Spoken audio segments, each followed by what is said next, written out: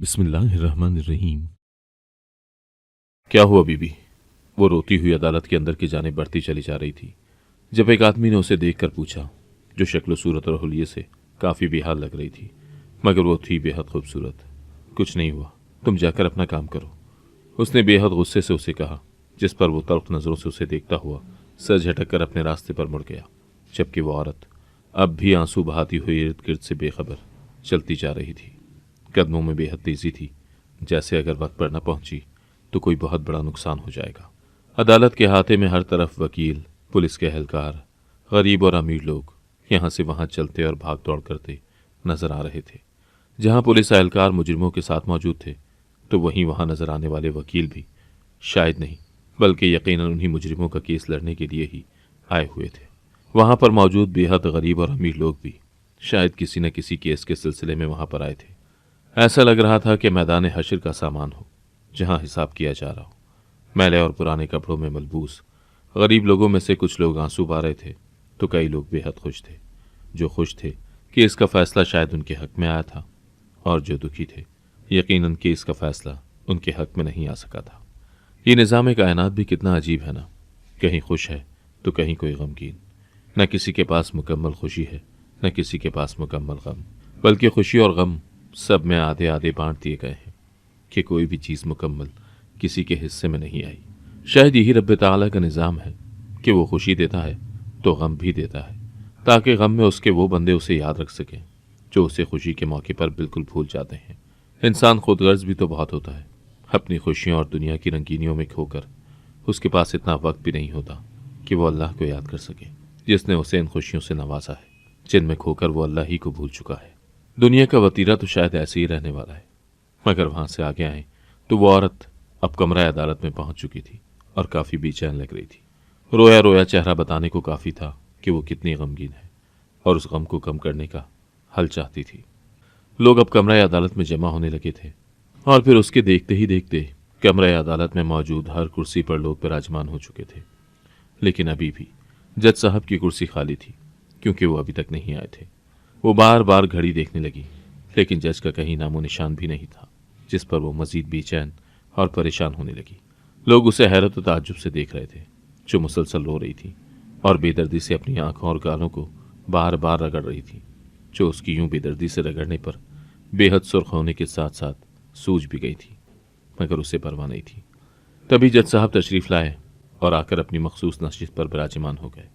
अभी जज साहब कार्रवाई शुरू करने का हुक्म देते कि वो औरत फौरन खड़ी हो गई और रोते हुए कुछ कहने लगी, मगर तभी जज साहब ने अपना लकड़ी का हथौड़ा अपने डाइस पर मारा और कहा, आपको जो भी कहना है विटनेस बॉक्स में आकर कहिए।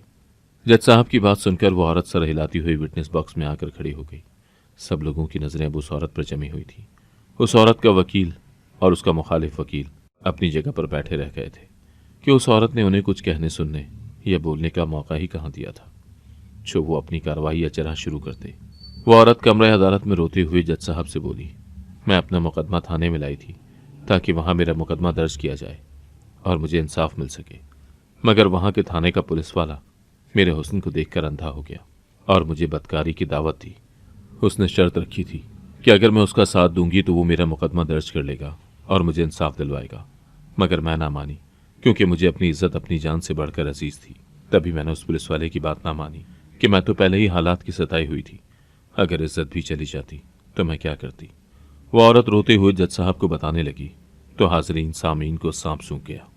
सब लोग होश में आते एक दूसरे के साथ चैमगुइयां करने लगे कि ऐसा कैसे हो सकता है कि एक पुलिस वाला एक रखवाला होकर एक औरत से ऐसी नाजायज डिमांड करे। पुलिस तो मुहाफिज होती है, वो इज्जतें बचाती है, छीनती नहीं। और वो औरत एक पुलिस वाले पर इतना बड़ा इल्जाम लगा रही थी जो ओहदे और रुतबे में उससे बड़ा था। लेकिन अदालत ओहदे और रुतबे को नहीं देखती, वो इंसाफ करती है सबूतों और गवाहों को मद्देनजर रखकर। इससे पहले कि जज साहब कुछ कहते, उस औरत की अगली बात सुनकर कमरा अदालत में एक बार फिर सन्नाटा छा गया, क्योंकि उस औरत ने रोते हुए मजीद कहा कि जब मैंने उसकी बात ना मानी तो उसने मेरे साथ जबरदस्ती की। वो औरत अब बुरी तरह बिलक बिलक कर रो रही थी और साथ ही साथ मजीद अपने साथ हुए जुल्म के बारे में बता रही थी, जिस पर सब लोग दम साधे हुए उसको सुन रहे थे। जहां कुछ लोगों की आंखों में उसके लिए तरस व हमदर्दी थी, वहीं कुछ लोगों की आंखों में बेयकीनी थी, जैसे उन्हें उस औरत की कही बातों पर शक व शुबा हो।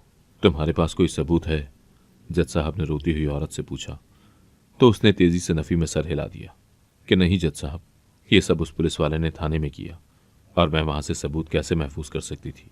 मेरे पास कोई सबूत नहीं, मगर मैं सच कह रही हूं। उस औरत की बात सुनकर जज साहब ने उस पुलिस वाले को हाजिर होने को कहा, जो उसी अदालत में मौजूद था।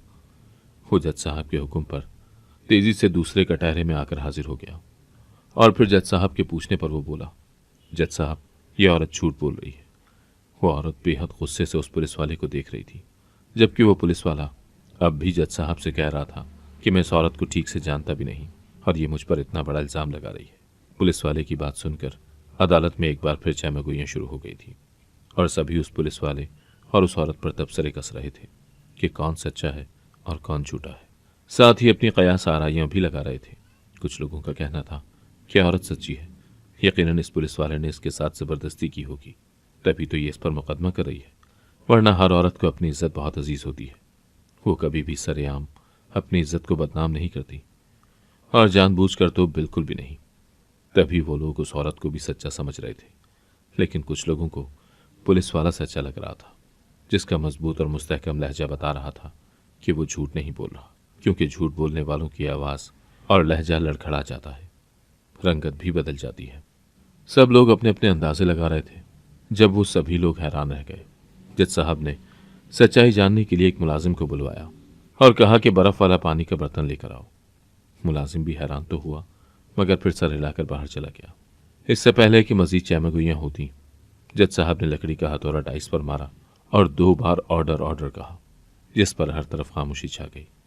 दोनों एक दूसरे के मुखालिफ वकील बैठे सबका मुंह देख रहे थे, क्योंकि उनको तो केस लड़ने, एक दूसरे को दलाइल देने या फिर पुलिस वाले और उस औरत से जिरह करने की जरूरत ही पेश न आई थी।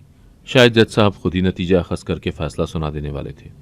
कुछ ही देर में मुलाजिम बड़ा सा बर्फ का बर्तन ले आया और सब लोग एक बार फिर हैरान रह गए जब उस जज साहब ने उस बर्फ वाले पानी के बर्तन की तरफ इशारा करके उस औरत को मुखातिब किया और कहा, अब तू इसमें बैठकर 100 मरतबा कह कि तू सच्ची है और ये पुलिस वाला झूठा है, जिसने तेरे साथ जबरदस्ती की है और अब मुकर रहा है। जज साहब की बात सुनकर उस औरत ने उस बर्फ वाले बर्तन की तरफ देखा, जो बेहद यख ठंडा था और अब भी उसमें बर्फ के बड़े बड़े टुकड़े तैर रहे थे।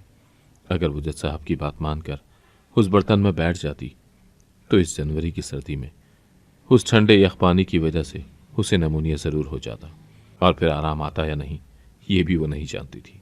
उसने एक नज़र उस पुलिस वाले को देखा, जो इत्मीनान से खड़ा उसे ही तंजिया और इस्तेहज़ाइया नज़रों से देख रहा था। उस पुलिस वाले के इत्मीनान को देखकर उसने कहा, हर बार इम्तहान सिर्फ औरत ही क्यों दे? इससे क्यों सबूत नहीं मांगे जा रहे? इसकी बेगुनाही के, इसको भी तो ऐसे ही इम्तहान से गुजारा जाए। उस औरत ने जज साहब को मुखातिब करके कहा, तो जज साहब ने उससे कहा कि इसकी तुम फिक्र मत करो, इसे भी इम्तहान से गुजारा जाएगा और इसका इम्तिहान ज़्यादा सख्त होगा, क्योंकि वो मर्द है। ऐसे छोटे मोटे इम्तहानों से आराम से गुजर सकता है। पहले तुम्हें जो कहा है वो करो, और हाँ, तुम बेहद ठहरे लहजे में कहोगी, बिल्कुल वैसे जैसे आम इंसान से अपनी बात कह रही हो, कि उसे तुम्हारे अल्फाज, तुम्हारा जुमला मुकम्मल और वाज़ेह तौर पर समझ में आ सके।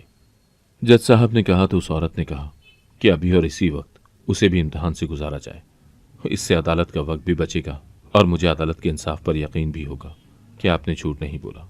उस औरत के कहने पर जज ने गहरा सांस भरा और फिर एक और बड़ा सा बर्तन मंगवा लिया, जिसमें बर्फ़ का ठंडा पानी और बर्फ़ के बड़े बड़े टुकड़े थे, मगर साथ ही उसमें एक ऐसा पाउडर भी डाला गया था जिससे जिस्म में खारिश हो। अब पुलिस वाले को भी वही करने को कहा गया जो कि उस औरत को करने को कहा गया था। पुलिस वाले के बर्तन में यह पाउडर इसलिए डाला गया था ताकि वो झूठ न बोल सके। ट्रेनिंग के दौरान उन्हें ठंडे पानी में तादेर रहना भी सिखाया जाता है, तभी अगर वो इस बर्तन में बैठता भी तो आराम से वो वक्त गुजार लेता। इसीलिए जज साहब ने ये किया था। सभी लोग सच जानने के इस अनोखे तरीके को बेहद हैरत से देख रहे थे।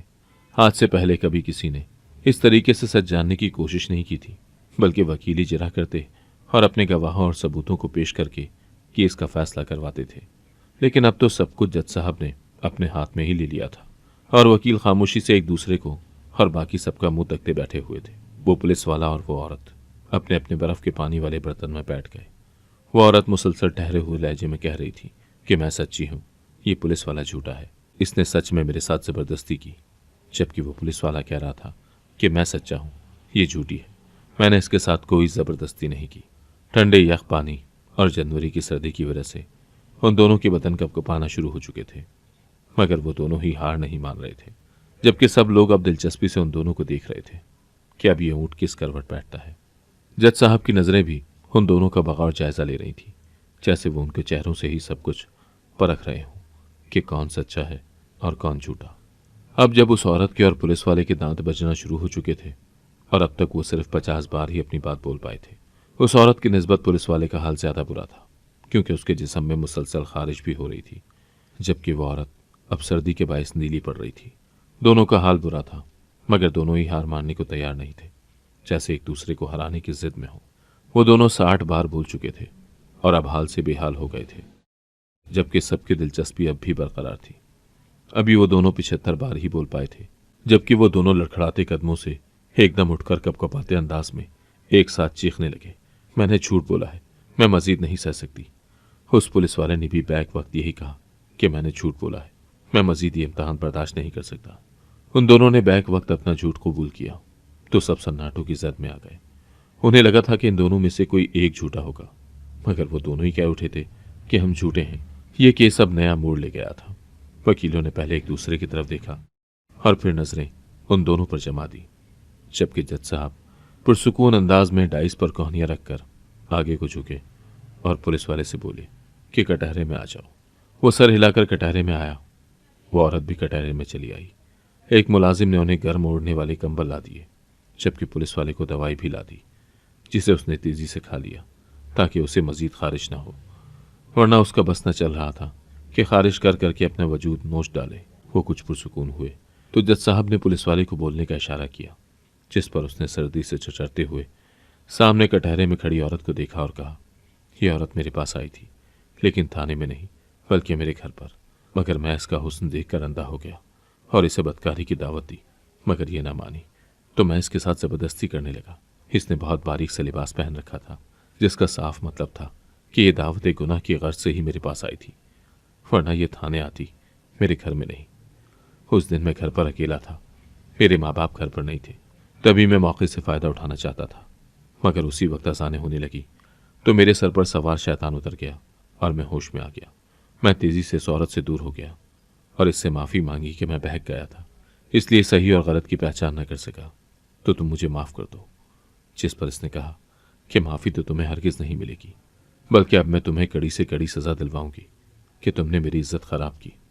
इसकी बात सुनकर मैं बेहद परेशान हो गया कि ये मेरे ओहदे और इज्जत का सवाल था। मैंने कहा कि मैंने तो तुम्हें छोड़ दिया है, तुम्हारी इज्जत ख़राब नहीं की, फिर क्यों मुझे सज़ा दिलवाओगी? मैं तुमसे माफ़ी मांग रहा हूँ, मुझे माफ़ कर दो, वरना इस तरह तुम्हारी इज्जत उछलेगी। लेकिन ये मेरी बात न मानी, बल्कि ये कहकर चली गई कि अब वो इस तरीके से मुझसे अपना इंतकाम लेगी। लेकिन मैं मुतमईन था कि इसके पास कोई सबूत नहीं था, और वैसे भी मैंने खुद को गलत करने से रोक लिया था, मगर फिर भी मुझे डर था कि इस औरत की वजह से कहीं सच में मेरी बदनामी ना हो जाए। लेकिन जब 2 हफ्ते गुजर गए और इस औरत की तरफ से कोई कार्रवाई न की गई तो मैं मुतमईन हो गया, मगर फिर अचानक ही अदालत में चली आई और मुझे जब पता चला तो मैं परेशान हो गया। लेकिन मैं पुरसुकून भी हो गया कि मैंने कुछ गलत नहीं किया था, बल्कि अपने फेल से ताइब हो गया था, तो मुझे कोई सज़ा नहीं मिलेगी। वो पुलिस वाला शर्मिंदा शर्मिंदा सा सर झुकाए सारी बात शुरू से आखिर तक बताकर चुप हो गया था, जिस पर सबकी निगाहें उस औरत की तरफ हुई जो अब बुरी तरह कांपती हुई रोती चली जा रही थी।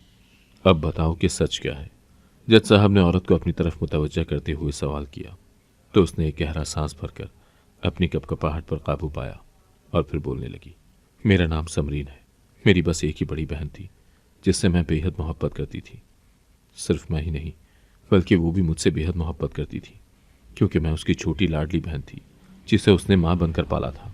वो मुझसे 3 साल बड़ी थी और हमारा कोई भाई नहीं था। मैं 6 साल की थी जब मेरी अम्मा का इंतकाल हो गया। उसके बाद मेरी बड़ी बहन ही मेरी माँ बन गई। वो मुझसे बहुत ज़्यादा बड़ी नहीं थी, मगर फिर भी वो मुझे औलाद की तरह ट्रीट करती थी और हर तरह से मेरा ख्याल रखती थी। अम्मा के जाने के बाद हम बेहद तन्हा से हो गए थे। ननियाल वाले पहले भी बहुत कम हमारे घर आया जाया करते थे।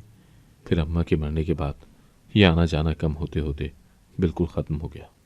मेरे अब्बा एक मज़दूर थे, कभी दिहाड़ी लग जाती तो कभी नहीं लगती। वो पढ़े लिखे नहीं थे, तभी मजदूरी करके पैसा कमाया करते और हमारे खर्चे पूरे किया करते। वो हम दोनों बहनों से बेहद प्यार करते थे। यही वजह थी कि उन्होंने दूसरी शादी नहीं की, क्योंकि वो इस बात से डरते थे कि कहीं उनकी दूसरी बीवी हम दोनों बहनों के साथ बुरा सलूक न करे, कि हर सौतेली माँ में इतना ज़र्फ नहीं होता कि वह अपनी सौतन की और अपने शौहर की पहली औलाद को पाले। मेरे ददियाल वालों ने अब्बा को बहुत मजबूर किया था कि वो दूसरी शादी कर लें, मगर अब्बा नहीं माने और दो टोक इनकार कर दिया कि वो किसी सूरत में अपनी बेटियों पर सौतेली माँ मुसल्लत नहीं करेंगे। जिस पर मेरे ददियाल वालों ने भी अब्बा से क़ताए ताल्लुक़ कर लिया और हम लोगों से मिलना जुलना छोड़ दिया, क्योंकि अब्बा ने उनकी बात मानकर दूसरी शादी नहीं की थी। मैं और मेरी बहन सरकारी स्कूल में पढ़ते थे। मैं भी स्कूल में ही थी जब मेरी बहन ने मैट्रिक तक तालीम हासिल कर ली। उसका इरादा पढ़ाई छोड़कर घर बैठकर घरदारी करने का था, क्योंकि अब्बा के पास इतने पैसे नहीं होते थे कि वो हम बहनों की ज़्यादा फीसें अदा कर सकें। मेरी बड़ी बहन घर के काम करने के साथ साथ स्कूल की पढ़ाई भी किया करती थी, लेकिन जब अब्बा को पता लगा कि उसने पढ़ाई सिर्फ इस वजह से छोड़ी है कि उनके पास पैसे नहीं हैं, तो अब्बा ने उसे बहुत डांटा कि वो पैसों की फिक्र न करे, वह हमारी पढ़ाई के लिए पैसे कमा लेंगे। तब कोई हमारी मदद नहीं करता था, न ही कोई रिश्तेदार, न ही कोई हमसाया। हम कई कई रोज़ वाक़े करते थे, मगर कभी किसी ने नहीं पूछा कि हमें कुछ चाहिए तो नहीं। और अब्बा खुददार भी बहुत थे कि वो किसी के आगे हाथ भी नहीं फैलाते थे, और हमें भी यही तलक़ीन करते थे। अब्बा ने मेरी बड़ी बहन को समझा बुझाकर सरकारी कॉलेज में दाखिला दिलवा दिया, और यूं वो एक बार फिर घर संभालने के साथ साथ पढ़ाई भी करने लगी। वक्त आहिस्ता आहिस्ता गुजरने लगा, लेकिन फिर मेरी बहन कॉलेज से कुछ लेट घर आने लगी। वो ना सिर्फ लेट आती, बल्कि उसके पास पैसे भी होते, कई गिफ्ट्स होते। और जब मैं उससे इस्तफसार करती तो वो कह देती कि उसे उसकी सहेलियाँ ये सब देती हैं, क्योंकि वो बहुत अमीर है और उसका बहुत एहसास करती हैं। अब्बा और मैं उसका यकीन कर लेते, क्योंकि हम अच्छे से जानते थे कभी कोई गलत काम नहीं करेगी, ना ही अपने बाप की इज्जत को दागदार करेगी। वक्त मज़ीद तेज़ी से गुजरता रहा, और यूं ही करते करते 1 साल गुजर गया। इस 1 साल में हमारी ज़िंदगियों में बहुत सी तब्दीलियाँ रौनमा हो गई थीं। मेरी बहन 12वीं जमात में हो गई थी, मगर पहले से ज़्यादा फैशनेबल और खुश रहने लगी थी। तहाइफ और पैसों का सिलसिला मज़ीद बढ़ता गया था। अब तो अब्बा भी बीमार रहने लगे थे कि वो कुछ कमा ना पाते, और मेरी बहन के लाए हुए पैसों से ही घर का निज़ाम चलता। रिश्तेदारों ने अब भी कभी मुड़कर ना देखा था, मगर कभी कभार ददियाल में से जब कोई अब्बा की खैरियत दरियाफ्त करने और अयादत करने आता, तो वो मेरी बहन के बदले रंग ढंग देखकर ये कहे बगैर ना रहता कि लगता है लॉटरी हाथ लगी है। यही नहीं, बल्कि वो तो अब्बा से भी कह देते कि लड़की ज़ात है, ध्यान रखा करो, हाथ से निकल गई तो मुश्किल हो जाएगी। मगर अब्बा सबकी बात एक कान से सुनकर दूसरे कान से निकाल देते कि उन्हें अपनी बेटी पर पूरा यकीन था। लेकिन अब्बा का ये यकीन तब टूटा जब एक दिन मेरी बड़ी बहन की तबीयत बेहद ख़राब हो गई। अब्बा खुद भी बीमार थे, मगर बहन की बिगड़ती तबीयत को देखकर बहुत परेशान हो गए थे। तभी अपनी तबीयत की परवाह न करते हुए बहन को अस्पताल ले गए, मगर मैं घर में अकेली नहीं रह सकती थी, तभी मुझे भी अपने साथ ले गए। मगर वहाँ जाकर तो हम पर क़यामत ही टूट पड़ी, क्योंकि मेरी बड़ी बहन जो अभी सिर्फ 18 साल की थी, वो हामला थी और उसके हमल को 1 महीना हो चुका था। अब्बा यह खबर सुनकर बर्दाश्त न कर पाए। उनकी जगह कोई भी बाप होता तो बर्दाश्त न कर पाता कि उनकी कंवारी बेटी हामला है। यह खबर सुनते ही उन्हें दिल का दौरा पड़ा, और वो अपनी बेटी से बिना कोई शिकवा किए जिंदगी की बाजी हार गए। हम दोनों बहनें उन्हें एम्बुलेंस के जरिए घर ले आए। रो रो कर हमारा बुरा हाल था, क्योंकि अल्लाह के बाद इस दुनिया में हमारा एक ही तो सहारा था, और अब वो भी हमसे छूट चुका था। सभी रिश्तेदार अजनबियों की तरह जनाजे में शिरकत करने और अब्बा की मौत पर अफसोस करने आए, और फिर जैसे आए थे वैसे ही चले भी गए। मैं तब 15 साल की थी, और इतनी समझदार तो थी ही कि मुझे पता था कि आखिर हुआ क्या है। और अब्बा के मरने के बाद तो मुझे अपनी बड़ी बहन से नफरत सी होने लगी थी, जिसके गुनाह की वजह से मेरा अब्बा इस दुनिया से रुखसत हो चुके थे। सभी रिश्तेदार हमें हमारे हाल पर छोड़कर चले गए। अब घर पर सिर्फ मैं और मेरी बड़ी बहन ही रह गए। वो हर वक्त रोती रहती थी, जिसकी वजह से उसकी तबीयत भी बहुत ख़राब रहने लगी थी। वो बार बार अब्बा से माफ़ी मांगती थी, मगर साथ ही ये भी कहती कि उसने कोई गुनाह नहीं किया। मैं उसे अपनी माँ की जगह समझती थी, मगर अब इतनी शदीद नफरत हो चुकी थी उससे कि मैं उसके सामने फट पड़ी और उसे एहसास दिलाया कि उसके गुनाह की वजह से वो अपने बाप को खा गई है और अपने गुनाह का बोझ साथ लिए घूम रही है। अगर ये गुनाह नहीं है तो बताओ कौन है इसका बाप? मेरी यूं भड़क कर पूछने पर उसने बताया कि उसने कोई गुनाह नहीं किया, बल्कि उसने निकाह किया है। उसने निकाह किया था किसी मर्द से जो उससे शदीद मोहब्बत करता था और उसको देखकर उस पर फिदा हो गया था। उसने मेरी बहन से वादा किया था कि वो उसे खर्चा दिया करेगा ताकि वो अपनी और अपने घर वालों की ज़रूरियात पूरी कर सके, और वो खर्चा देता भी था। कॉलेज से वो लेट इसीलिए होती थी कि उसका शौहर उसे अपने साथ ले जाता था। वो भी उससे मोहब्बत करने लगी थी, तभी उससे निकाह कर लिया था। जब उसने ये सब मुझे बताया तो फिर मैंने उसे साथ लिया और उसके शौहर के घर पहुंच गई ताकि उसके शौहर को भी पता हो कि वो बाप बनने वाला है। मगर उसके घर पहुंचे तो मेरी बहन के शौहर के घर वालों ने हमें हैरत से देखा, जिस पर मैंने अपनी बहन की तरफ इशारा करके बताया कि ये उनकी बहू है और मां बनने वाली है। मगर इतना सुनना ही था। मेरी बहन की सास ने उसे बेनुक्त की बातें सुनाई, बहुत कोसा, बहुत बेइज्जत किया और धक्के मारकर घर से निकाल दिया, ये कहकर कि न जाने किसकी नाजायज औलाद है जिसे वो उनकी बेटी के सर थोप रही है। और ये भी बताया कि उनका बेटा, जो कि मेरी बहन का शौहर था, उसने शादी कर ली है और वो अपनी बीवी के साथ हनीमून पर गया है। मुझे और मेरी बहन को बेइज्जत करके वहां से निकाल दिया गया और फिर हम दोनों घर आ गए। मगर मेरी बहन बेजान सी हो गई थी और फिर बात हम तक ना रुकी, बल्कि लोगों में फैल गई कि मेरी बहन हामला है, जिस पर हमने घर बदल लिया। मेरी बहन अपने शौहर का धोखा बर्दाश्त नहीं कर पा रही थी। उसने मुझे उस आदमी के बारे में सब कुछ बता दिया था और फिर मैंने सोच लिया था कि उससे बदला लूंगी। उस औरत ने बताते हुए अपने सामने खड़े पुलिस वाले को देखा, जो धुआं धुआं होता चेहरा लिए उसे देख रहा था। मेरी बड़ी बहन का नाम आयशा था। उस औरत ने कहा तो पुलिस वाले का चेहरा जर्द पड़ गया। और उसका शौहर ये आदमी है, और इससे अपनी बहन का बदला लेने के लिए मैंने इस पर झूठा इल्जाम लगाया। उसने मजीद कहा तो सब लोग, जो बेहद खामोशी और नम आंखों से उसकी कहानी सुन रहे थे, बेहद चौंक कर उस पुलिस वाले को देखने लगे, जो अब बुरी तरह रो रहा था। मेरे घर वालों ने जानबूझकर उसे बेइज्जत करके झूठ बोलकर घर से निकाला। मैंने कोई दूसरी शादी आज तक नहीं की। मैंने उसे बहुत ढूंढा, मगर वो मुझे कहीं नहीं मिली। मैं उसे सच में बहुत चाहता था। मैं धोखेबाज नहीं हूं। तुम में मुझे उसकी छवि नजर आई थी, तभी मैं तुम्हारे करीब आ गया था। उस पुलिस वाले ने कहा तो अब की बार समरीन चौंक उठी। जज साहब ने गहरा सांस भरा और पूछा कि अब वो कहाँ है। तो समरीन ने गहरा सांस भरकर बताया कि अपने घर। जज साहब ने उन दोनों को बाइज्जत बरी कर दिया और फिर पुलिस वाला समरीन की मिन्नतें करके उसके घर पहुंचा, जहां वो अपने शौहर और अपनी बहन आयशा और उसकी बेटी के साथ रहती थी। आयशा ने एक प्यारे से बेटे को जन्म दिया था और उनका सहारा बना था आहत, जिसने समरीन से शादी के बाद आयशा और उसके बेटे को भी अपने घर में पनाह दी थी और उन सब की कफालत का जिम्मा उठाया था। आयशा के पुलिस वाले शौहर अयाज ने उसके पास पहुंचकर शिद्दतों से रोते हुए उससे माफ़ी मांगी, अपने बेटे से मिला और फिर उसे बताया कि कैसे अब वो अपने घर वालों से अलग रहता है, क्योंकि उसे सब पता चल गया था। सब कुछ जानकर आयशा ने उसे माफ़ कर दिया और फिर अपने बेटे को लेकर उसके साथ उसके घर चली गई। मगर समरीन और आयशा के शौहर ने आयशा को अदालत में होने वाले किस्से के बारे में कुछ भी नहीं बताया था। सब कुछ वाजे और साफ हो गया था, जिसके बाद अब खुशियां उनकी मुंतजिर थीं। अगर आपको आज की कहानी पसंद आई है तो वीडियो को जरूर लाइक कीजिएगा और अपने दोस्तों के साथ भी शेयर कीजिएगा। और हाँ, अगर आपने अभी तक हमारा चैनल सब्सक्राइब नहीं किया तो जरूर सब्सक्राइब करें। मिलते हैं कल एक नई और दिलचस्प कहानी के साथ। अल्लाह हाफिज।